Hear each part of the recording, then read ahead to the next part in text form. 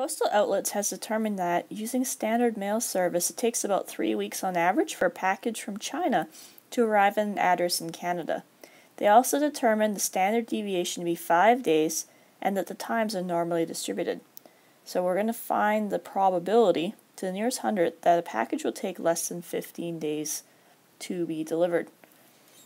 Alright, so the package takes about 3 weeks on average. Since everything else is in days, convert that to days, so it's about 21 days. 15 days is probably around here somewhere. And we're looking for all the shaded stuff right here. So the days that are less than 15, so maybe if you got the package in about a week or so. What we're going to do this time around though is we are going to use our calculator. So to determine this using our calculator, what you have to do is you have to hit the second function and then you want to hit vars and you'll end up with this menu right here. So again, it's second function, vars. And what you want is the second one, normal CDF. You do not want the normal PDF one. Make sure it's normal CDF that you're dealing with. Okay, so once you have hit enter, this is what you're going to deal with. What you're going to be adding in is negative 10 to the 99, 15, 21, and 5. Okay, so to make this seem a little bit more sensical, here's what you're doing. You are basically telling the calculator, first off, you want your low end of the normal distribution, and then the high end of course, the shaded part you're trying to find, and then you want your mean, and then your standard deviation. Okay, so the first two, you notice we had negative 10 to the 99, and then we had 15. On the normal distribution that we had previous, where the mean was 21, and we had 15 or less. 15, of course, will be your high end. Your negative 10 to the 99, this is an extreme value, but technically, these normal distributions keep going forever and ever. They don't really hit zero. Okay, so we give it as an extreme value as much as possible and make sure that we have a highly accurate answer. So somewhere way to the left is negative 10 to the 99. So that, of course, is our left boundary.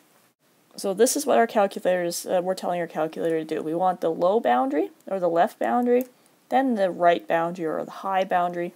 Then after that, we put in our mean, because that's super important, and our standard deviation. So normal CDF, and then you're going to have your left boundary, then your right boundary, then your mean, and then your standard deviation. Do not get these mixed up or else you're going to get the wrong answer. So you notice we also had an extreme low value. If you want an extreme high value, which we'll be using in other examples, it's going to be positive 10 to the 99. So when you work that out, what you get is a value of about 0.1151 for the area, and to the nearest hundredth, that's going to be about 0.12.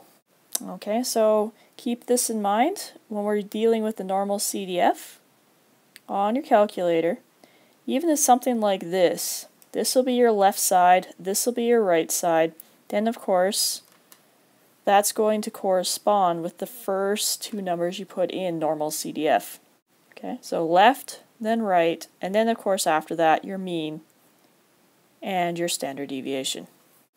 So Postal Outlets guarantees the package will arrive in less than 35 days or the delivery is free. So last month, 8,257 packages were sent from China to Canada. How many of these packages would you expect to be delivered free of charge?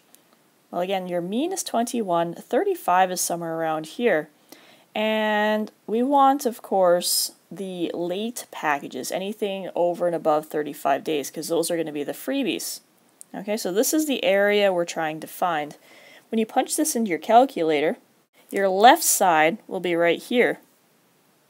Your right side, if we extend this out, will be way over here somewhere. In that case, you're going to have to use an extreme value. Because that's on the positive side of the normal distribution, that's going to be 10 to the 99. So, let's fill this out.